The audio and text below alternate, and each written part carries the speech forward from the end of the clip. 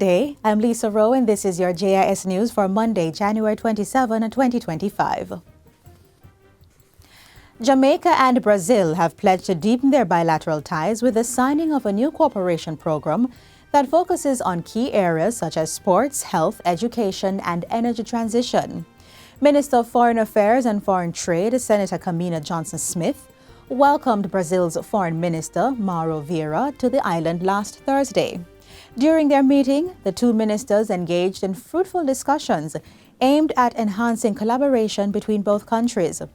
The cooperation program will prioritize strengthening Jamaica and Brazil's partnership, with a special attention to sectors including energy transition, sports, healthcare, and education. Brazil has, of course, achieved more than 80% renewables in their energy mix, an inspiration to the world.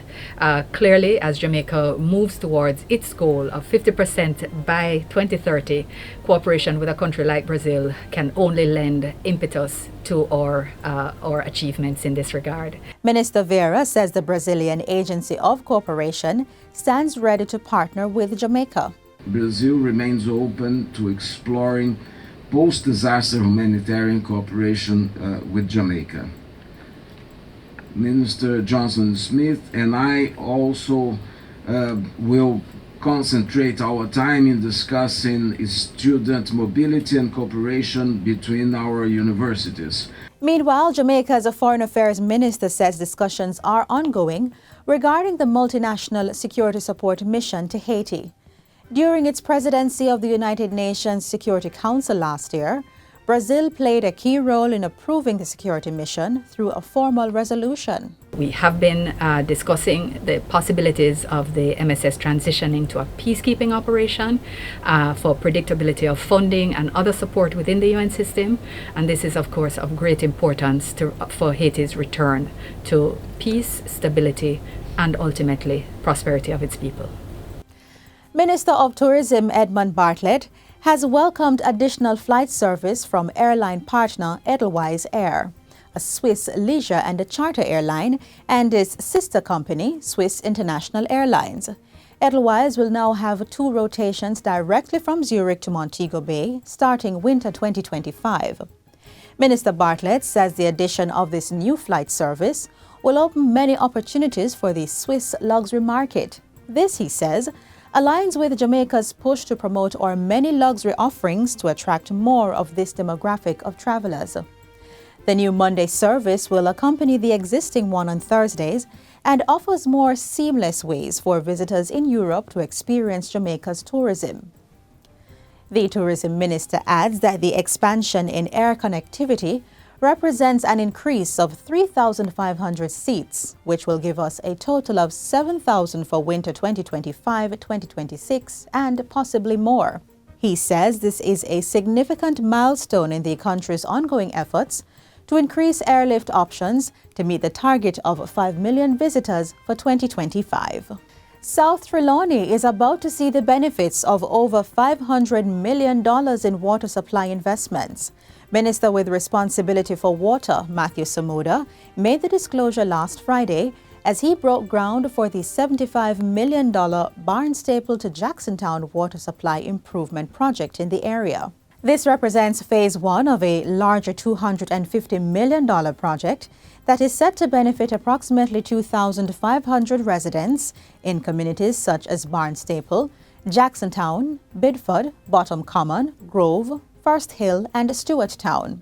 The lift station will be upgraded, and the existing 20,000-gallon water tank will be replaced with one that has a capacity of 100,000 gallons.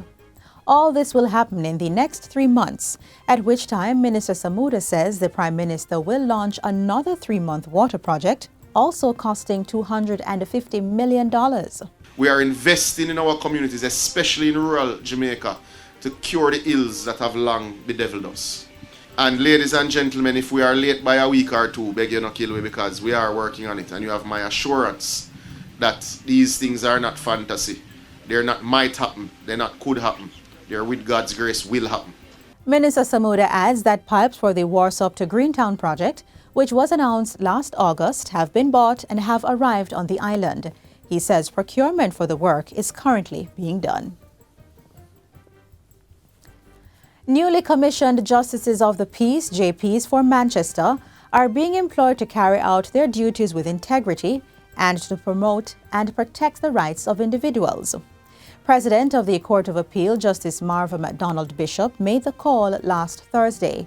She was delivering the main address during the commissioning ceremony for 33 JPs and 18 lay magistrates for the parish at Church Teachers College in Mandeville. Justice MacDonald Bishop reminded them of the importance of judicial ethics in the execution of their functions. We ought not to hear that fraudulent documents are in litigation, and when you look at them, they were forged, but the forged signature was witnessed by a Justice of the Peace. Where does that put you? You are entering a realm that poses a threat to the administration of justice and the reputation of our countries. And finally, it was jubilation on Saturday as the Sunshine Girls completed the trifecta against South Africa in the inaugural Margaret Beckford 3-match netball series held at the National Indoor Sports Centre. With a final score of 58-47, Jamaica's senior national team closed out the series with a 3-0 clean sweep. Shimona Jock, who was named top shooter for the home team, having scored 37 from her 40 attempts, told JIS she was glad she was able to do her part. It's a great opportunity to be the player of the series. It just goes to show how the teamwork, being at the end to be able to deliver them is a great opportunity. Because we all did our jobs out there, so it could have gone to either one of us, which I'll be greatly celebrated either way. Sunshine Girls captain and goalkeeper Shamira Sterling Humphrey was named MVP of the match. Minister of Culture, Gender, Entertainment and Sport Olivia Grange was on hand to congratulate the team. We expected to win the series because we never fall short. I really want to congratulate them. I want to congratulate Netball Jamaica for doing such an excellent job. And I am certainly looking forward to give as much support as I can to the youth team who will be competing later this year. The senior Sunshine Girls are expected to have a long break before they host England in November. And that's it for JIS News Today. I'm Lisa Rowe. Thanks for watching.